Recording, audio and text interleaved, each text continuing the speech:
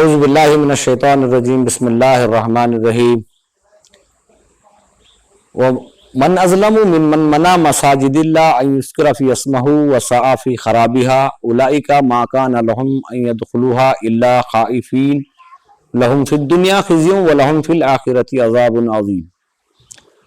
اللہ سبحانہ و تعالیٰ کا ارشاد ہے کہ وہ ظالم کون ہیں جو اللہ کی مسجدوں کو توڑنے کی سازش کریں یا انہیں ڈھانے کی سازشیں کریں، یا جو اللہ کے بندے اس میں عبادت کے لیے جائیں تو ان کو روکیں، تو ان کے لیے دنیا میں اور آخرت میں بھی بڑی خرابی ہے۔ تو اللہ سبحانہ و تعالیٰ کا فرمان ہے، آج کے جو حالات ہیں تو آپ دیکھ رہے ہیں، موجودہ حکومت مسجدوں کو ڈھانے کا کام جو کر رہی ہے بلڈوزر کے نام سے، تو اس میں کئی مسلمانوں کو تکلیف بھی ہو رہی ہے کہ اللہ کا گھر ہے، اللہ کی عبادت کرنے کی جگہ ہے جسے ڈھایا جا رہا ہے۔ تو ان مسلمانوں کو میں ایک پیغام دینا چاہتا ہوں، جہاں تک ہو سکے صبر بھی کریں۔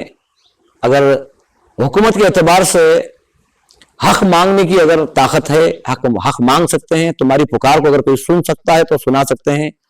جب دنیا میں کوئی کسی کی پکار سننے کے لیے تیار نہیں ہوگا تو ایک ذات ہے جو سنتی ہے، وہ اللہ سبحانہ و تعالیٰ کی ذات ہے۔ بس انشاءاللہ دعا کرتے رہو، انشاءاللہ اللہ تعالیٰ یا تو لوگوں کے دلوں کو بدل دے گا یا تو ایسے حالات لائے گا کہ انسان سوچتا ہی رہ جائے گا، لیکن وہ بچنے کی جگہ تلاش کرے گا، بچنے کی جگہ نہیں ملے گی۔ اللہ کی سلطنت، اللہ کی قدرت ہے۔ اگر اسی کے گھروں کو ڈھایا جا رہا ہے تو اس میں ایک راز ہے، اللہ کا ایک مقصد ہے۔ ہو سکتا ہے اللہ تعالیٰ کوئی اور پیغام لے آئے۔